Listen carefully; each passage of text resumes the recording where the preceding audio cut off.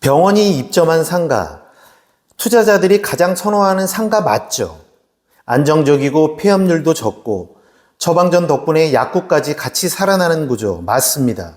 병원은 분명 우량 임차인이 맞습니다. 그런데 오늘 제가 현장에서 직접 겪은 이야기를 해드리려고 합니다. 병원 입점을 믿고 투자했다가 돈을 날린 사람들의 이야기, 시행사도 투자자도 약사님도 모두가 피해자가 되는 구조가 있습니다. 오늘 그 구조를 완전히 해부해 드리도록 하겠습니다. 왜 시행사는 병원을 원하나? 먼저 시행사 입장부터 이해해야 합니다. 시행사는 건물 준공 전후에 우량 임차인을 입점시키려고 최선을 다합니다. 왜냐하면 우량 임차인이 들어와야 분양도 수월하고 나머지 공실을 채우기도 유리하거든요.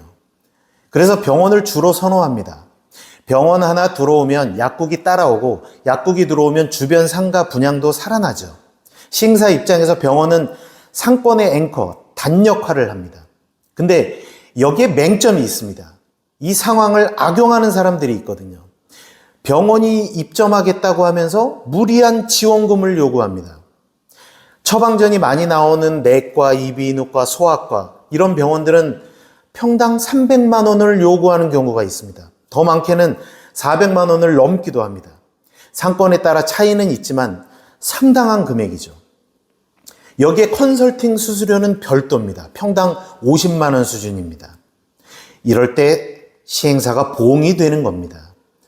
한술 더 뜨는 경우가 있습니다.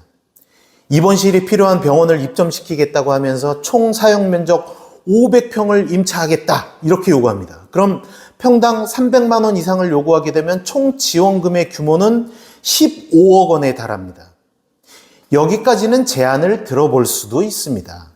더 심한 건 보증금도 없이 지원금만 요구하는 사례들입니다. 보증금이라도 들어와야 시행사는 그걸 지원금을 상쇄시킬 수가 있는데 보증금이 없이 지원금을 요구하는 건 너무 무리한 요구이고 금전사고로 이어지게 됩니다. 그럼 이런 병원 입점 사고의 원인이 뭘까요?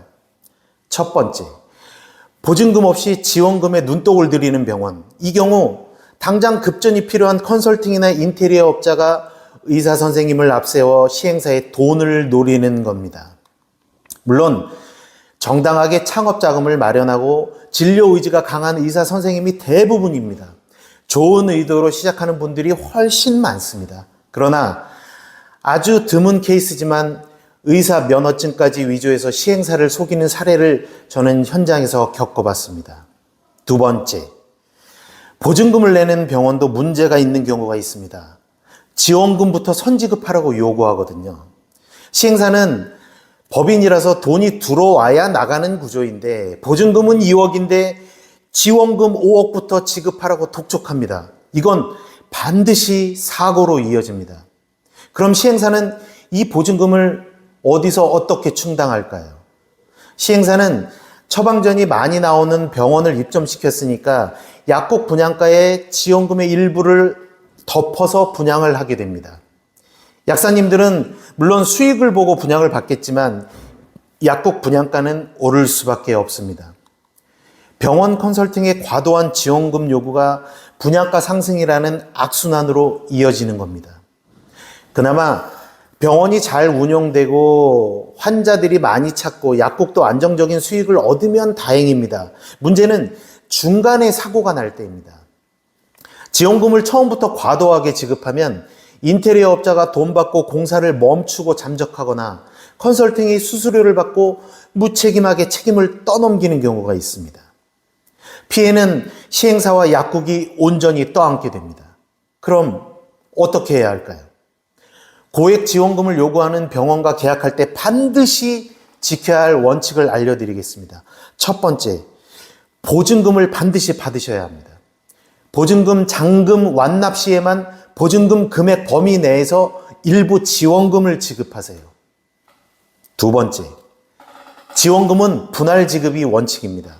인테리어 기간이 다 끝나고 병원이 오픈한 것을 확인하고 오픈 후 대략 1개월 병원 개설 허가가 난 후에 나머지 지원금을 지급하세요.